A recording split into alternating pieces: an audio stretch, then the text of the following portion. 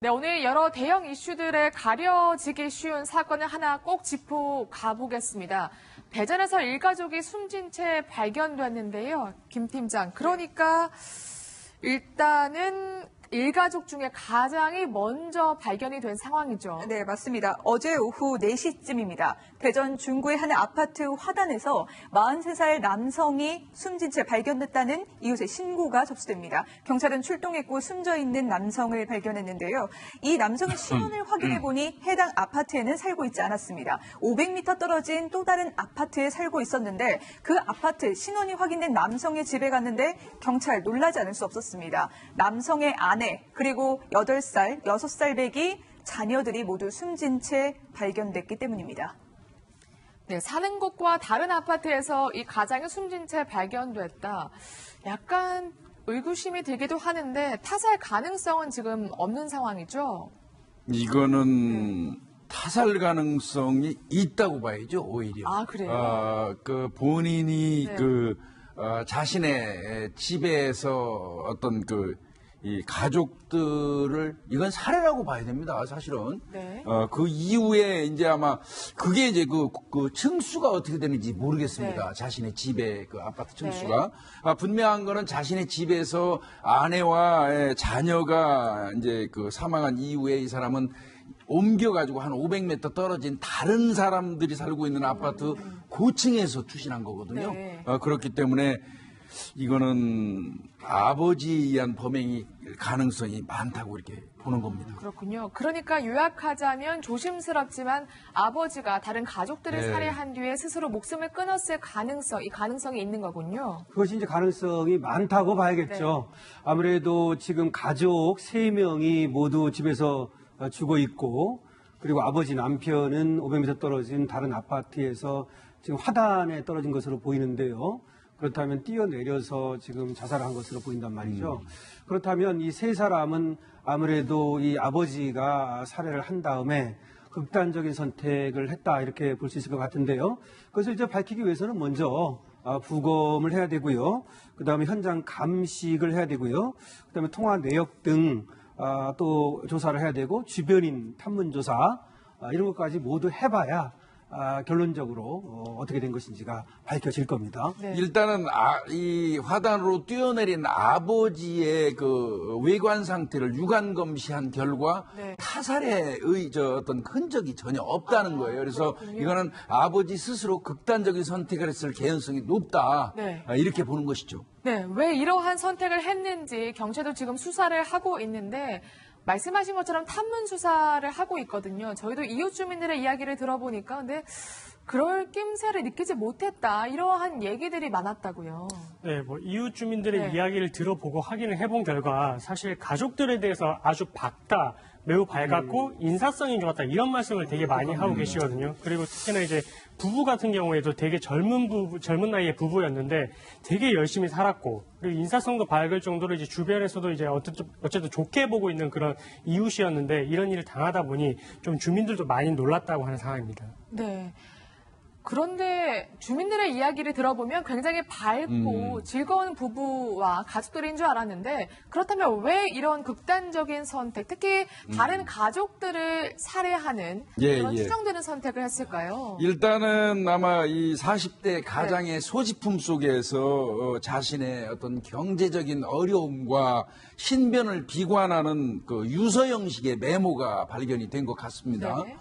거기 내용을 보니까 이 40대 가장은 건축업에 종사를 하던 사람인데 최근에 사업을 실패했다고 그래요. 네. 그러다 보니까 사채를 빌려다 쓴 것 같고 네. 최근에 급격히 이 사채 독촉이 있었다고 합니다. 사실 이 사채 빌려다가 쓰고 나서 사채 독촉 받는 거는요. 당해보지 않은 사람은 상상할 수 없을 정도로 고통스럽습니다. 네.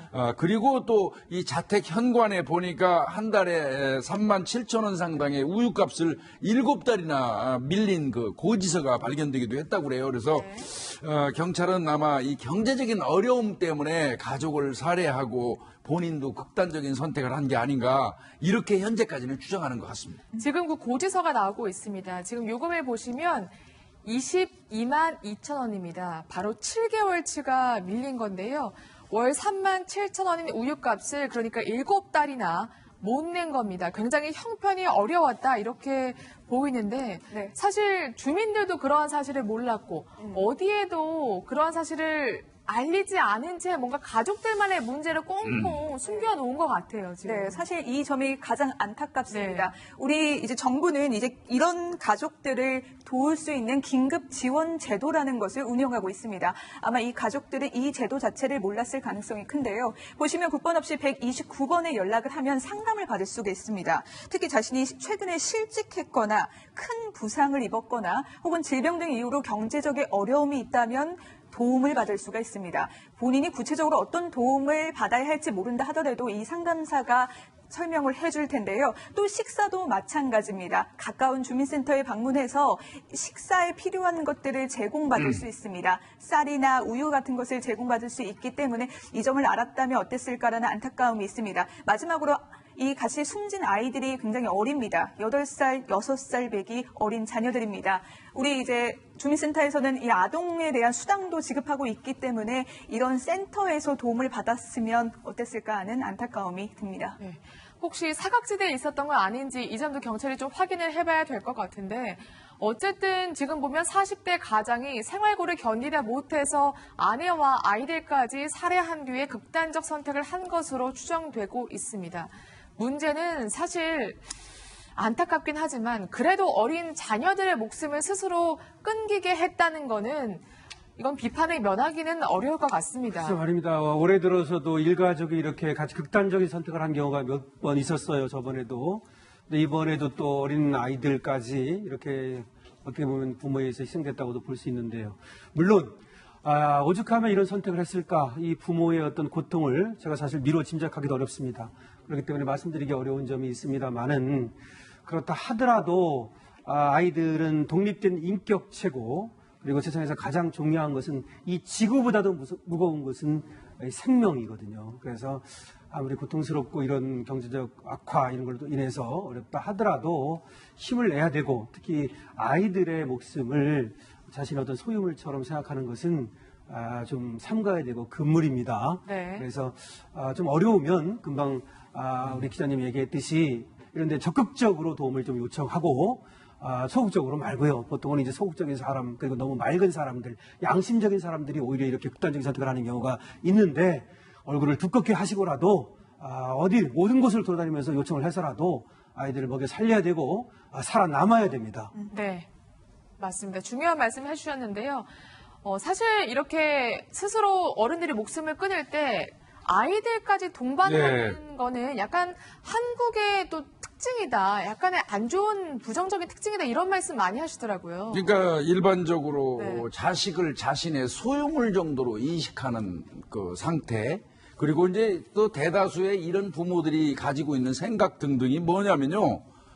나는 죽어버릴 수 있는데 내가 극단적인 선택을 하고 난 다음에 남은 아이들은 누가 책임질 것이며 이 아이들은 아마 내가 없으면 엄청나게 무시당하면서 비참한 삶을 살 거야 라고 예견하는 거예요. 네. 아주 그릇된 사고방식에서 기인하는 건데요. 네. 이건 분명히 말씀드리지만 명백히 가족 살인이고 범죄입니다. 이거. 가족 살인이고 범죄다. 네, 역시 중요한 말씀 해주셨습니다. 요즘 뭐 정치와 외교 등 여러 곳에서 위기라는 말이 나오지만 저는 정말 이러한 생활고 사망 사건이 잇따르는 게 가장 더 큰 위기가 아닌가 하는 생각이 드는데요. 정부가 긴장하고 꼼꼼하게 모니터링을 해야겠습니다.